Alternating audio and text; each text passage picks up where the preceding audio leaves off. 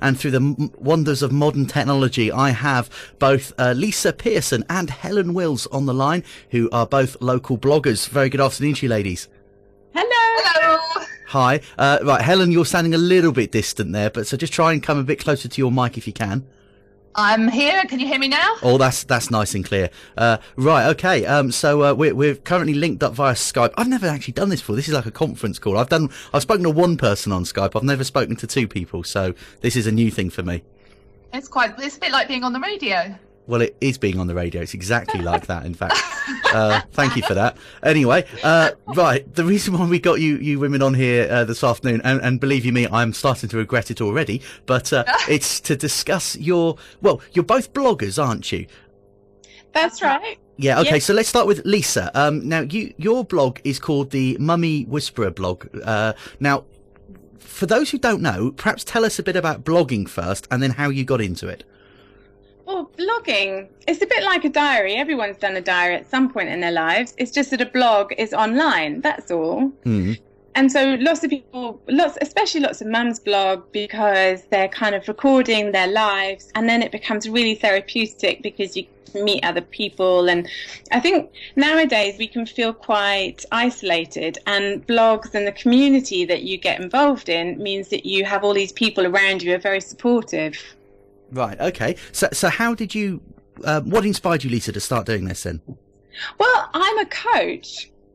And I thought, when I decided to focus just on mums, I thought, well, I'll write a blog and people can get to know me, and maybe that way, you know, they can know whether they like working with me or not. And then I discovered that I love writing. So it's completely turned my life on its head.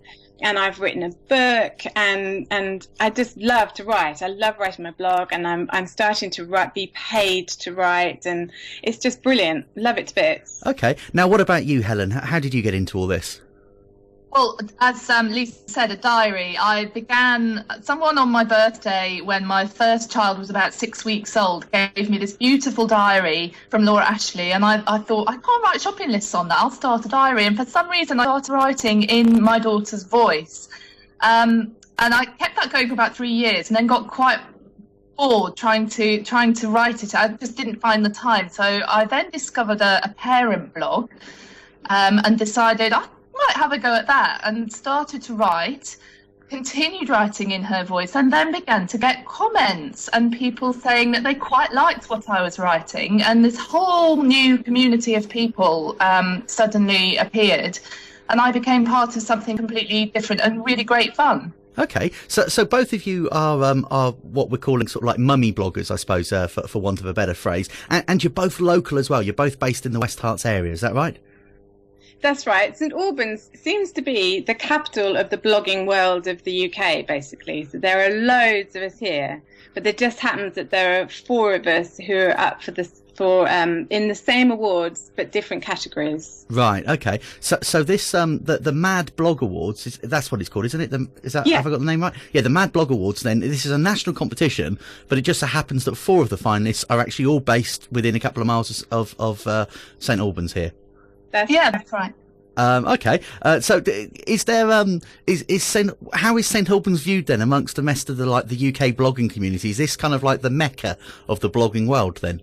Oh, they love us here. We actually just a couple of weeks ago held a fundraising event at the Noak Hotel for a thing called Blog It for Babies, which was run by another quite high-profile blogger and another finalist.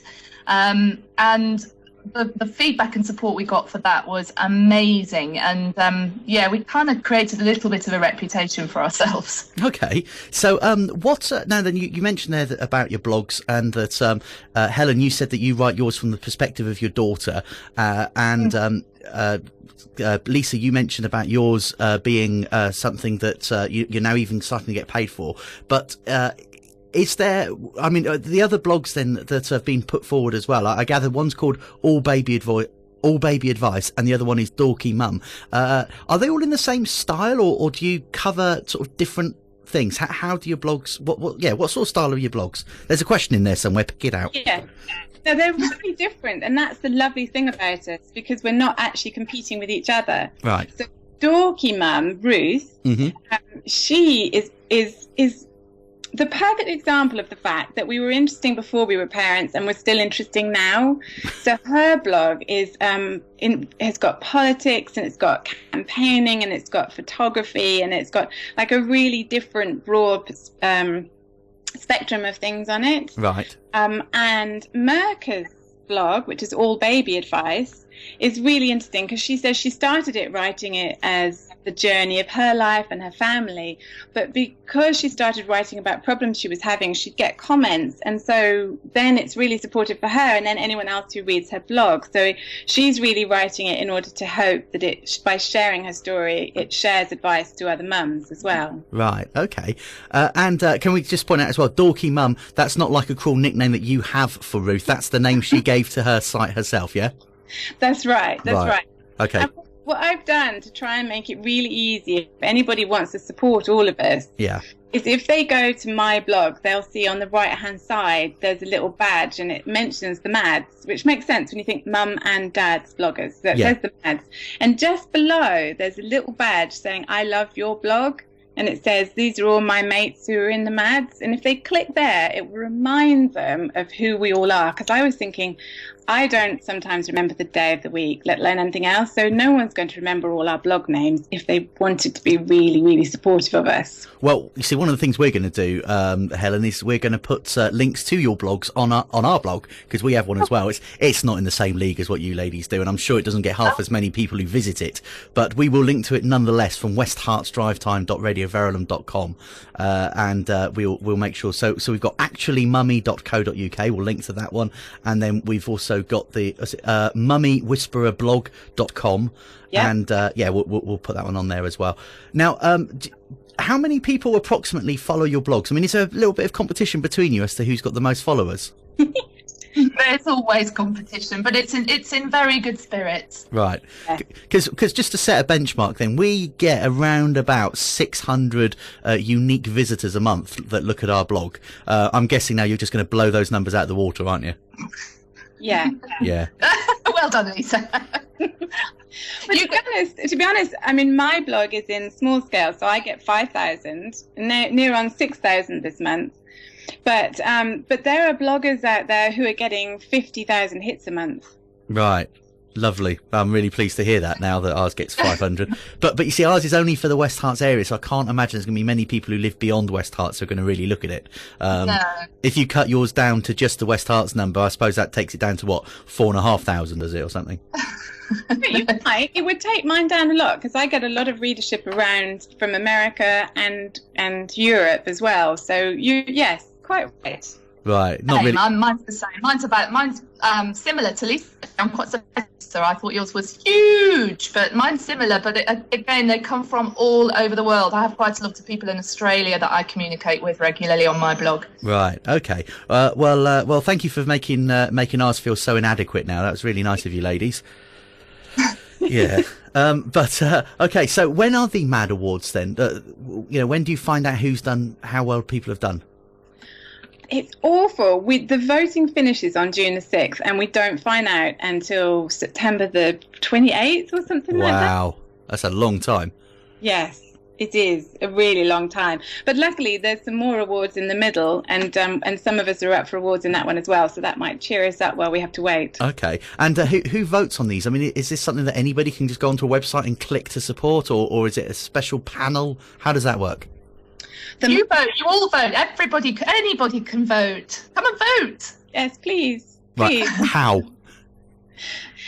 You just click. There's a website, and like I say, if you look on my blog and probably Helen's as well, there's a badge. It says Mads. It's really obvious right at the top on the right hand side. And if they click through there, they've made the voting really easy this year. You just go through all the different categories and pick the people you like.